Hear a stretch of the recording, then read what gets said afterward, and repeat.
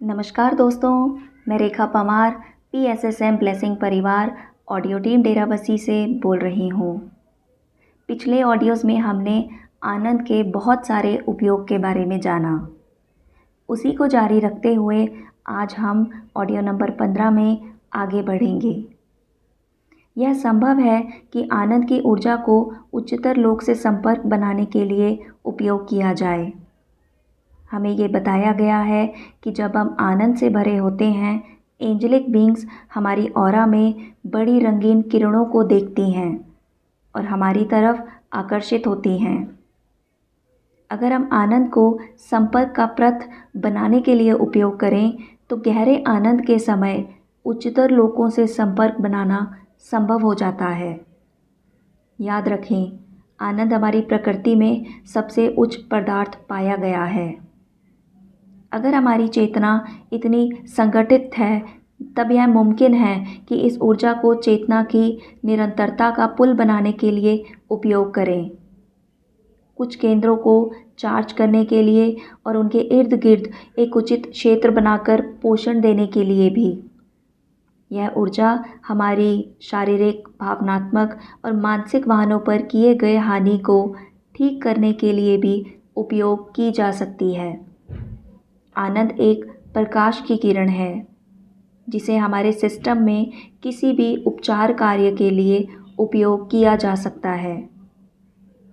भविष्य में कई उन्नत आत्माएं जन्म लेंगी और प्रकाश की किरण को दूर से उपचार के लिए उपयोग करेंगी। वह विकृत और अशांत मन, भावनाएं और रोग को हील कर पाएंगी। वह मानव तंत्र को जीवन के सिद्धांतों और नियमों के हिसाब से व्यवस्थित करने में सक्षम होंगी। यह संभव हो पाएगा कि आनंद की किरण नफरत, बैर, गुस्सा, ईर्ष्या और प्रतिशोध को विसर्जित कर पाएंगी। वह उस भीड़ को इधर उधर बिखेर पाएंगी जो अंधेरी ज्वारीय लहरों के द्वारा बहते हैं और वीरतापूर्ण कार्य, सहयोग, यज्ञ कर्म, गहन कलात्मक और रचनात्मक श्रम को प्रेरित करती हैं। भविष्य में आनंद का विज्ञान, गूढ़ और वैज्ञानिक विश्वविद्यालयों में सबसे उन्नत पाठ्यक्रम यानी कोर्स होगा। यह संभव है कि कुछ एकत्रित की गई आनंद की ऊर्जा लीक हो सकती है, पर यह कैसे होता है? अगर आप उन लोगों के साथ हैं जो बकबक करते हैं, द्वेष, बदनामी और राजद्रोह के साथ घिरे हुए हैं, वह आपके आनंद के बर्तन को खाली कर सकते हैं। यह भी संभव है कि आप अपनी आनंद की ऊर्जा को तब खो देते हैं जब आप खुद को उन चीज़ों के साथ जोड़ देते हैं या उन लोगों के साथ रहते हैं जिनका जीवन इन चीज़ों से प्रेरित है, जैसे अलगावाद, घमंड, अहंकार, अभिमान, पाखंड, अधर्म, बदला, लालच, नफरत, डर, गुस्सा, ईर्ष्या, चिंता, संदेह, भ्रम, घबराहट, चिड़चिड़ाहट और वगैरह वगैरह। आप अपनी आनंद की ऊर्जा को तब भी खो देते हैं जब आप ऐसे लोगों के संपर्क में आते हैं जो शारीरिक, भावनात्मक और मानसिक स्तर पर दूषित हैं या जो यौन संचारित रोग के वाहक हैं। ऐसे तत्व आपकी आनंद की ऊर्जा के बहाव को अशांत कर सकते हैं अगर आपकी आनंद की ऊर्जा का बहाव इतना स्थिर और ताकतवर नहीं है कि वह उसका प्रतिरोध कर सके। एक आनंदहीन व्यक्ति निष्प्राण व्यक्ति के समान होता है।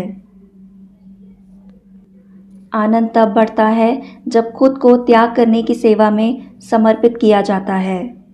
यदि आप सौंदर्य और संश्लेषण के प्रयास करते हैं और शांति और एकता के लिए काम करते हैं, लोग अपने पिछले जन्मों से भी आनंद लेकर आ सकते हैं। अगर कोई सुंदरता, भलाई, धार्मिकता और स्वतंत्रता के लिए प्रयास कर रहा है, अपने जीवन के पथ को दूसरों की सेवा के लिए बना रहा है, कई जन्मों के लिए वह उन्हीं माता पिता के द्वारा पैदा होंगे और उन स्थानों पर जहाँ उसके पिछले कर्म जीवित रहेंगे, और वह अपने अंतर से निरंतर बहता हुआ आनंद को मुक्त करते रहेंगे। इसे और सही तरीके से बताने के लिए त्याग, सेवा, सौंदर्य, धार्मिकता, भलाई और स्वतंत्रता के लिए प्रेरित होना, यह सब उस आनंद की लहर को उजागर करते हैं जो जन्म के उपरांत जन्म ऐसी सही स्थितियों को लेकर आएंगी जिसमें व्यक्ति का आनंद बढ़ेगा, खिलने के साथ फूलेगा फलेगा, रचनात्मक धाराएं फैलाएगा और उसके आसपास वैभव को भी फैलाएगा। पूर्व जन्म एक तथ्य है। लोग कहते हैं कि भगवान नेक है, और यहाँ इस दुनिया में हम दुखी अपराधी और महान मानवतावादी को देखते हैं। हम मूर्ख, पागल और प्रतिभाशाली लोग भी देखते हैं। कैसे एक भलाई के देवता इतना ज़्यादा कर सकते हैं और कैसे वे अपराधियों को नर्क में फेंक सकते हैं? यह पूरी तरह से इलॉजिकल है। ईश्वर कैसे अपनी बनाई हुई चीज़ की निंदा कर सकता है?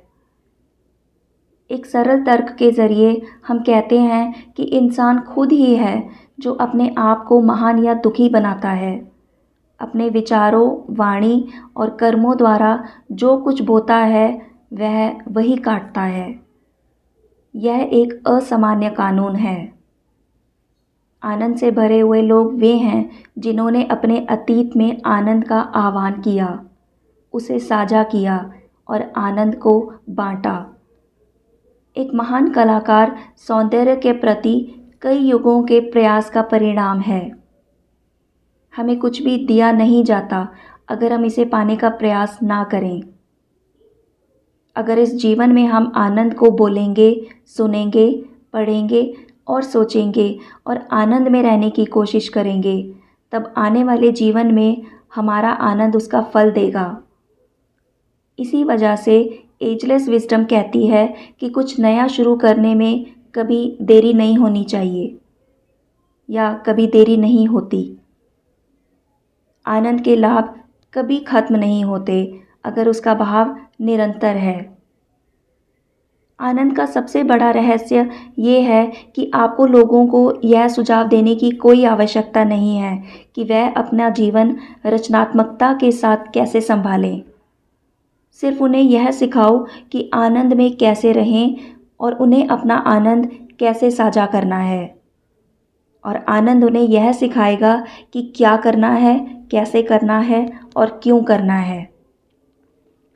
रहस्य ये है कि आनंद एक विशेष ज्ञान है।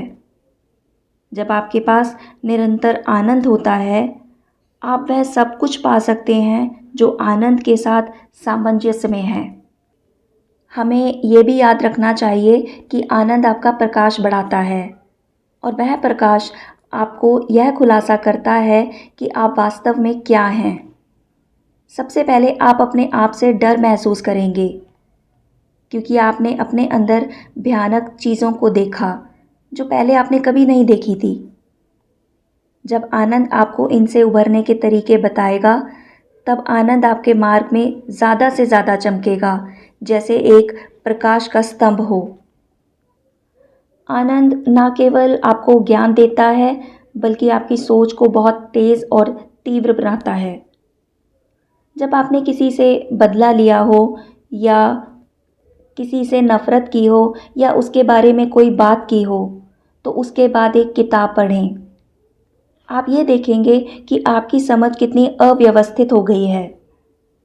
पर जब आप आनंद में एक किताब पढ़ेंगे, आप ना केवल उसके शब्दों के मतलब को समझ पाएंगे, पर आप अपने अंतर में उस किताब का उद्देश्य समझ पाएंगे। आज के लिए इतना ही दोस्तों। अगले ऑडियो की शुरुआत हम एक प्रश्न से करेंगे।